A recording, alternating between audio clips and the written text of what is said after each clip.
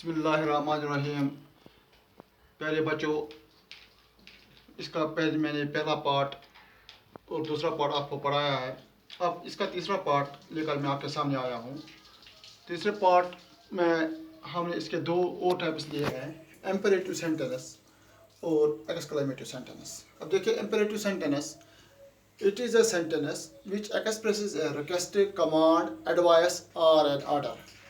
It begins with capital letter and ends with full stop, and sometimes ends with note of exclamation.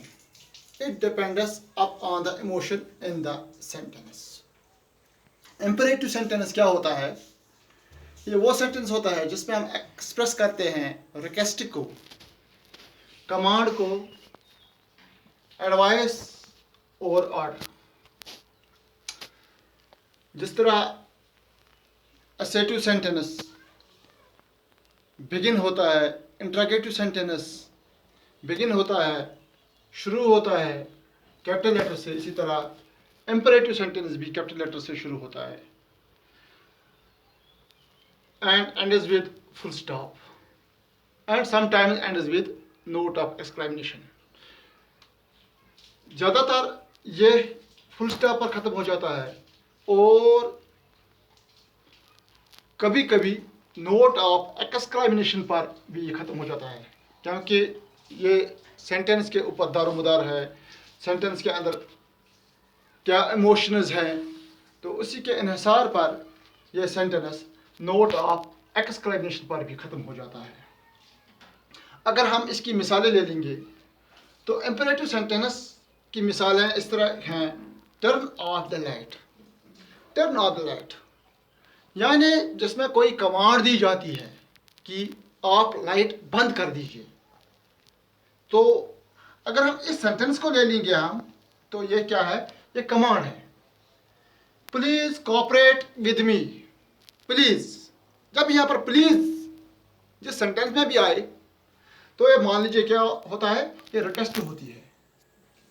तो इसके बाद third one, don't smoke, यानी कोई आपसे कहे अब सिगरेट मत पिए, क्योंकि अगर हम उस सेंटेंस की जानिब जाएंगे, अगर हम सेंटेंस की तरफ जाएंगे तो वो क्या होते हैं, वो एडवाइस होती है। तो इसका मतलब ये जो है सेंटेंस ये एडवाइस है। ब्रिंग मी दैट फाइल, तो मैं अपने बयान से, मैं अपने किसी जो मेरे ऑफिस में काम करता होगा या और किसी के ऑफिस में काम करता होगा, तो उससे वो कहते हैं कि मेरी फाइल ले आओ। तो अगर हम देखेंगे उस सेंटेंस में, तो वो क्या है, वो ऑर्डर है। तो आपने देखा है कि यहाँ पर चार चीज़ें इसमें आई हैं। एक तो कमांड है, दूसरी रिक्वेस्ट है, तीसरी एडवाइस है, चौथा ऑर्डर है। तो it means that this sentence is imperative sentence. हम इस सेंटेंस को हम एम्पेरेटिव सेंटेंस कहते हैं। इसी तरह दूसरा last fourth and last one, that is exclamatory sentence. तो एक्सक्लेमेटरी सेंटेंस क्या होता है? It is a sentence which expresses strong emotion और feeling like joy, anger, sorrow, surprise, excitement, frustration and appreciation. अब देखिए, वो सेंटेंस जिसमें क्या एक्सप्रेस होगा, इमोशंस और फीलिंग्स।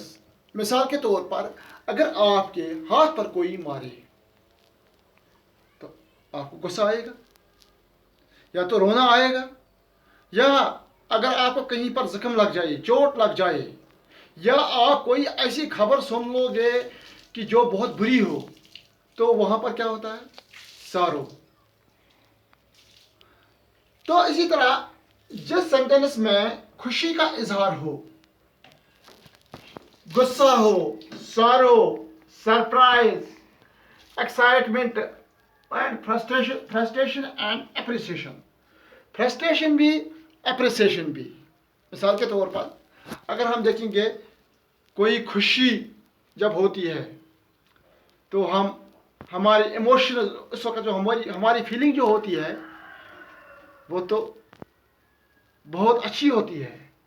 या किसी वक्त आपके साथ कोई लड़ाई करता है तो आपकी फीलिंग जो होती है उस वक़्त वो क्या होती है?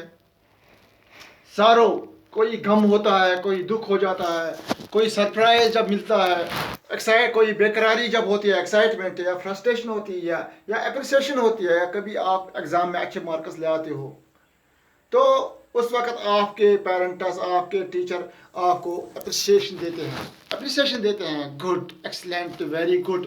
तो उसका मतलब होता है वो सेंटेंस जो होता है, उस में अप्रिसिएशन होती है। तो हम क्या कहेंगे, अगर ऐसा कोई सेंटेंस आप देखोगे और जो एंड कहाँ पर हो, नोट ऑफ एक्सक्लेमेशन पर, तो हम उस सेंटेंस को एक्सक्लेमेटरी सेंटेंस कहते हैं। जैसे कि यहाँ पर मैंने कुछ मिसालें दी है, hurrah we won the match. Hurrah यहाँ पर तो खुशी का इजहार है, it mean joy, hurrah we won the match. तो आप देखिए कि यहाँ पर यह सेंटेंस होता है एक्सक्लेमेशन मार्क पर खत्म हुआ है। अब एलस आई लॉस्ट माई पेन, अफसोस मैं अपना कलम खो गया। तो यहाँ पर क्या है, sorrow. What a nice car, ये क्या है, व्हाट ए नाइस कार, ये सरप्राइज है।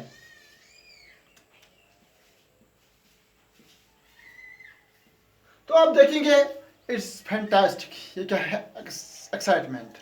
हाउ इंटेलिजेंट यू आर, तो ये क्या है, सरप्राइज है। अब बच्चों, आपने सेंटेंस और इसके काइंडेस जो हैं वो पढ़े हैं, हमने वो मुकम्मल किए हैं। तो मुझे उम्मीद है कि आपने अच्छी तरह से ये समझा होगा। इंशाल्लाह अगले टॉपिक में मैं आपके लिए और कुछ ले आऊँगा। तब तक के लिए खुदा हाफिज़।